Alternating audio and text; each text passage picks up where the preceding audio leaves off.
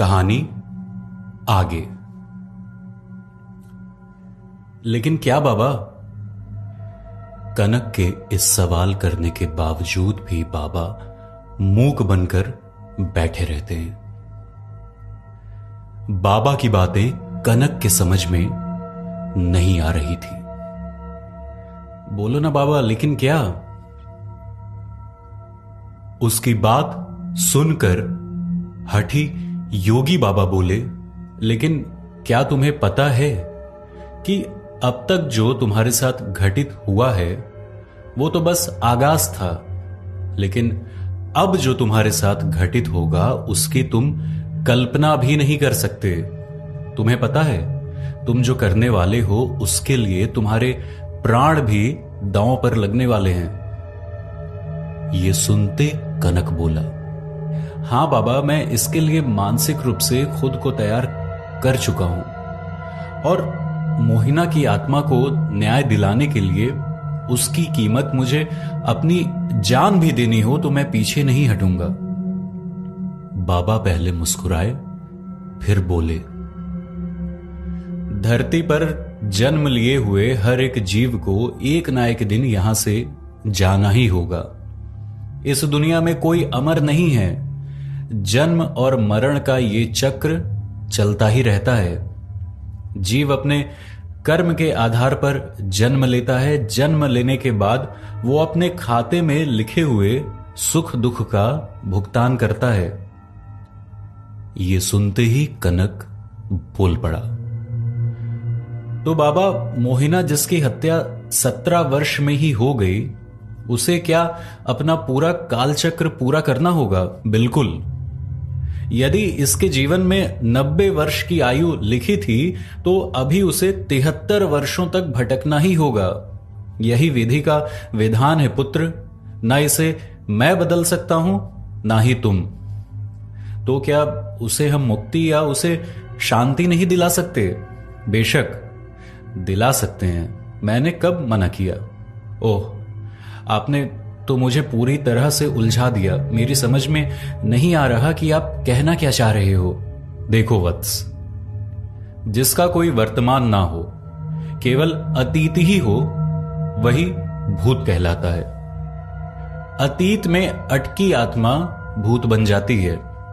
जीवन ना अतीत है और ना भविष्य, वो सदा वर्तमान है। जो वर्तमान में रहता है वो मुक्ति की ओर कदम बढ़ाता है। अतृप्त आत्माएं ही बनती हैं भूत। किसी व्यक्ति की मृत्यु के पश्चात भी यदि कोई आत्मा दिखाई देती है तो उसके सिर्फ 2 ही कारण होते हैं। पहला, ये कि जो व्यक्ति भूखा प्यासा संभोग सुख से विरक्त, राग क्रोध द्वेष लोभ वासना आदि इच्छाएं और भावनाएं लेकर मरा है, अवश्य ही वो भूत बनकर भटकता है। अतृप्त आत्मा मृत्यु के पश्चात सच्चाई को कबूल कर पाना उसके लिए बेहद ही मुश्किल हो जाता है और वो मोह बंधन के गिरफ्त में होता है। परिवार से बेहद लगाव के कारण वो उन्हें छोड़ना नहीं चाहता। या तो उन्हें अपने साथ ले जाना चाहता है, या वो उन्हीं के आसपास कहीं पीपल के वृक्ष या सुनसान जगह रहकर अपने काल चक्र को पूरा करता है। और दूसरा कारण यह होता है कि जो व्यक्ति दुर्घटना, हत्या, आत्महत्या आदि से मरा है, वो भी भूत बनकर भटकता है। इन आत्माओं में बदला लेने की प्रवृत्ति होती है, जिस वजह से हमें इन्हें दुष्ट आत्माओं के नाम से भी जानते हैं। ये किसी न किसी धोखे या पूर्व अनुमान के मरे होते हैं और उस सच्चाई को पचा पाना उनके लिए बहुत ही ज्यादा मुश्किल होता है। ये किसी न किसी तरह से बदला लेने के लिए भटकते रहते हैं और जातक को परेशान करने की निरंतर कोशिश करते ही रहते हैं। ऐसे व्यक्तियों की आत्मा को तृप्त करने के लिए उनकी इच्छा पूरी करने के बाद श्राद्ध और तर्पण किया जाता है। जो लोग अपने स्वजनों और पितरों का श्राद्ध और तर्पण नहीं करते, वो उन अतृप्त आत्माओं द्वारा परेशान होते हैं। बाबा की बात सुनते ही कनक बोल पड़ा, लेकिन बाबा, मोहिना तो मुस्लिम लड़की है, क्या इस तरह से उसे मुक्ति दिलाना ठीक रहेगा? पुत्र, सारे धर्म में यही कहा गया है कि भगवान एक हैं। बस मुक्ति दिलाने वाले शख्स का दिल और नियत साफ होना चाहिए, और हम किस तरीके से मुक्ति दिला रहे हैं वो मायने नहीं रखता। ये सुनते ही कनक बाबा के ज्ञान का मुरीद हो जाता है। काफी देर तक सोचने के बाद वो बोलता है, बाबा, वो सब तो ठीक है, लेकिन मैं आपसे एक बात जानने को बहुत व्याकुल हूं। यदि आप बुरा ना माने तो मैं आपसे जानना चाहूंगा। बाबा किसी बात का बुरा नहीं मानता पुत्र। हम लोगों को गलत मार्ग से भटके हुए युवकों को राह दिखाने का ही काम करते हैं। बोलो पुत्र, तुम क्या जानना चाहते हो? ये सुनते पहले कनक ने एक लंबी सांस ली और अपने दोनों हाथों को जोड़कर बोला, बाबा, मैं ये जानना चाहता हूं कि आपको इतना विस्तृत और सटीक जानकारी कैसे है? क्या आपके कोई गुरु थे या ये कोई चमत्कार है? बाबा उसकी बात सुनकर हंसे और शांत होने के बाद बोले, मुझे जहां तक याद है, मेरी उम्र लगभग 4 वर्ष की रही होगी तब मैं अपने माता पिता के साथ प्रयागराज के कुंभ मेले में शाही स्नान के लिए गया था। अचानक उस दिन कुछ ऐसी घटना हो गई कि वहां भगदड़ मच गई और मैं अपने माता पिता से जुदा हो गया। 2 दिनों तक मैं निरंतर भटकता रहा, लेकिन ना तो मुझे अपने माता पिता की कोई सुध बुध मिल पा रही थी, ना ही वो मुझे तक पहुंच पा रहे थे। अगली सुबह मैंने अपने माता पिता को वहीं गंगा नदी के तट पर पाया, जो कि उस भीड़ के शिकार हो गए थे। मैं बालक बुद्धि उनकी मृत्यु को समझ न सका और मैं उन्हें उठाने की निरंतर कोशिश करता रहा। भूख प्यास से मैं ना जाने कब वहां बेहोश हुआ, इसका मुझे तनिक भी एहसास ना हुआ। जब मुझे होश आया तो मैंने खुद को कुछ साधुओं के बीच पाया। कुछ दिनों तक तो मुझे बहुत परेशानी हुई, लेकिन समय के साथ साथ बचपन की यादें भी धूमिल होती गईं। मुझे मेरे गुरु, जिनका नाम गुरु स्वामी सचितानंद था, उन्होंने ज्ञान दिया और मेरा भरण पोषण किया। उस वक्त वो हिमालय के किसी बड़ी सी कंदराओं में अपने साधुजनों के समूह के साथ रहते थे। वो कई दिनों तक लगातार ध्यान की मुद्रा में एक ही स्थिति में बैठे रहते थे।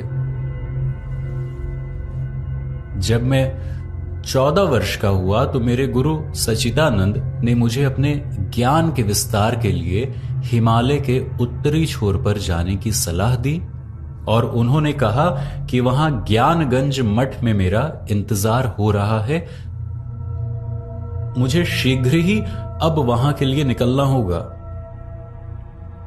मेरी ये उनसे अपनी जिंदगी की आखिरी मुलाकात थी और मैं उनको नमन करके अपनी जिंदगी को नया आयाम देने के लिए उनके बताए गए मार्ग की तरफ चल पड़ा। जंगलों, पहाड़ों और नदियों से होता हुआ लगभग 28 दिनों में मैं वहां पहुंच गया। हिमालय की ऊंची पहाड़ियों में बहुत से गहन राज छिपे हैं। ज्ञानगंज मठ हिमालय में एक छोटी सी जगह है जो शांग्रीला, शंभाला और सिद्ध आश्रम के नाम से भी जानी जाती है। कहते हैं कि यहां से ही सबका भाग्य निश्चित होता है। यह भी कहा जाता है कि यहां अमर होने का राज छिपा है। हिमालय में इसकी ठीक जगह किसी को नहीं पता। यह भारत में ही नहीं, तिब्बत में भी प्रसिद्ध है। ये ऐसी जगह है जो सिर्फ सिद्ध पुरुषों को ही आसानी से मिलती है। यहां आम मनुष्य नहीं पाया जाता, इसलिए मेरे गुरु स्वामी सच्चिदानंद ने मुझे 10 सालों तक अपने ज्ञान के दीपक से मुझे रोशन किया था। ज्ञानगंज में कोई मृत्यु नहीं होती, बल्कि यहां रहने वाले सन्यासियों की उम्र रुक जाती है। कहा जाता है ज्ञानगंज में 7 ऋषि ऐसे हैं जिनकी मुलाकात महादेव से हुई है। उनकी उम्र 500 साल से भी ज्यादा है। उनमें से एक मेरे पहले गुरु स्वामी सच्चिदानंद थे और दूसरे गुरु स्वामी महेशानंद थे, जिन्होंने मुझे 14 वर्ष से 37 वर्षों तक अपने ज्ञान का विकास किया। इस मठ में समय को रोकने वाले महात्मा तपस्या लीन रहते हैं। यही मैंने लगभग 50 वर्षों तक हठ ध्यान किया। हठ ध्यान में योगी या साधक जल और अन्न का परित्याग करके निरंतर ध्यान की मुद्रा में शिव जी का ध्यान करता है। आश्चर्य की बात यह है कि ये आधुनिक युग में सैटेलाइट में भी ये जगह नहीं दिखती। ये जगह किसी खास धर्म या संस्कृति की नहीं है और ना ही पूर्व या पश्चिमी सभ्यता से जुड़ी है, बल्कि इसकी शाखा भारतवर्ष से आदिकाल से जुड़ी हुई है। वाल्मीकि रामायण और महाभारत में भी ज्ञानगंज का संदर्भ आता है।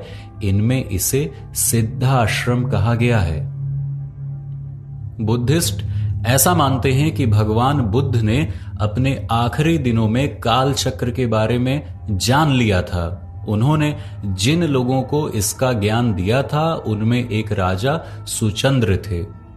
वो ये इस ज्ञान के साथ जब अपने राज्य आ गए तो तभी से तिब्बत में उस स्थान को शंभाला कहा जाने लगा। इसका मतलब होता है खुशियों का स्रोत। कहा जाता है कि यह जगह आध्यात्मिक शक्ति का केंद्र है। बुद्धिस्ट यहां किसी ना किसी तरह पहुंच जाते हैं, पर सबको यहां का रास्ता साफ साफ समझ में नहीं आता। ये जगह इस तरह बनी है कि मॉडर्न टेक्नोलॉजी के मैपिंग सिस्टम में भी इसे ढूंढ निकालने में समर्थ नहीं है। ज्ञानगंज मठ हिमालय में तिब्बत के वेस्टर्न रीजन से 16 किलोमीटर दूर है। इस प्राचीन आश्रम को स्वामी ज्ञानानंद परमहंस ने जीर्णोद्धार करवाया था और यह पूरी तरह आम लोगों के पहुंच से बाहर है। पृथ्वी मंडल के इस स्थान पर रहस्यों का भंडार है। इसे केवल वो ही व्यक्ति महसूस कर सकता है जिसके ज्ञान की प्राप्ति हो या जो सब कुछ त्याग कर ज्ञान लेने के मार्ग में अग्रसर हो। हम बहुत सौभाग्यशाली हैं कि भारतवर्ष के निवासी हैं। जैसे जैसे समय व्यतीत होता जा रहा है, भारत अनेक भूखंडों में बंटता जा रहा है।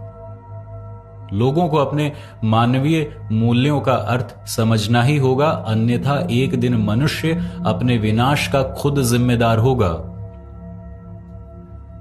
बाबा की पूरी बातें सुनते ही कनक की आंखें खुली की खुली ही रह गई और श्रद्धापूर्वक बोला, तो इसका मतलब आपकी उम्र 101 वर्ष हो गई है और अब यहां कटा पत्थर में आप लोगों के कल्याण, धर्म की स्थापना और प्राणियों को सद्मार्ग के लिए मार्ग बताने में उनकी मदद करते हो।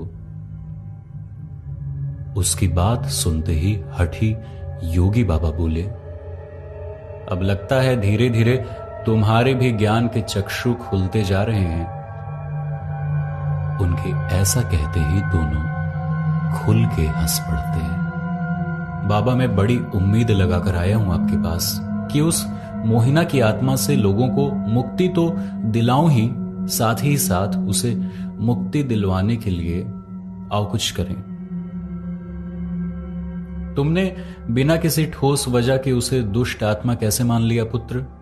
वजह है ना बाबा, मोहिना की आत्मा ने 11 लोगों की जान ली है और उसने मुझे भी कितनी बार मारने की कोशिश की है। उसकी बात सुनते ही इस बार बाबा बहुत जोर जोर से हंसने लगे। कनक को बाबा कंस की तरह से हंसना बहुत अजीब लगा। जब बाबा शांत हुए तो बोले, जरूरी नहीं होता कि हम जो देख रहे हैं और महसूस कर रहे हैं वो हमेशा सत्य भी हो। कभी कभी आंखों से देखी हुई चीज भ्रम और कानों से सुनी हुई बात भी सत्य नहीं होती। ये सुनते ही कनक बोला, तो इसका मतलब मैंने मोहिना की आत्मा को नहीं देखा, वो मेरा केवल भ्रम मात्र था। जो मैंने इतने दिनों से महसूस किया वो एक छलावा था। देखो पुत्र, मैंने अभी तक ये नहीं कहा कि मोहिना की आत्मा नहीं है। मुझे अच्छी तरह से पता है कि मोहिना की आत्मा आज भी न्याय के लिए भटक रही है, लेकिन मेरे कहने का आशय ये है कि 11 नहीं, कुल 15 मृत्यु हुई है। ओह, तो मोहिना की दुष्ट आत्मा ने 15 लोगों को मौत के घाट उतार दिया है। कितनी दुष्ट प्रवृत्ति की आत्मा है वो। मैं उसे न्याय दिलवाने चला था, तुम फिर गलत दिशा की तरफ जा रहे हो। मैंने ऐसा कब कहा कि मोहिना ने ही उन सभी की मृत्यु की है? तुम अभी वही मान रहे हो जैसा तुम्हारे आसपास आवरण बनाया गया है। यदि तुम अपनी बुद्धि का सही इस्तेमाल करते और विवेक से निर्णय लेते तो आज परिणाम कुछ और ही होता। यह सुनते ही कनक सकपका गया। गुस्से में आक्रोशित होने के साथ थोड़ा ऊंचे स्वर में बोल पड़ा, लेकिन बाबा, सारा गांव इस सच्चाई से वाकिफ है कि उन सभी की मृत्यु मोहिना ने ही की है।